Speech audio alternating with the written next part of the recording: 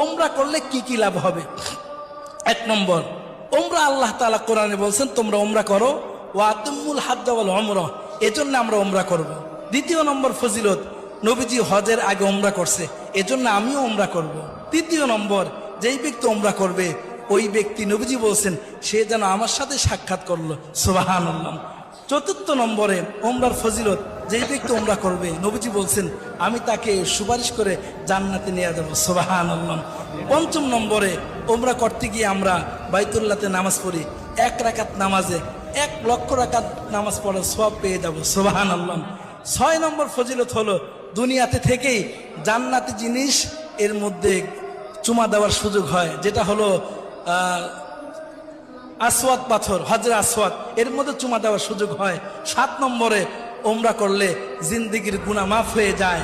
8 নম্বরে, ওমরা করলে দোয়া কবুল হয়।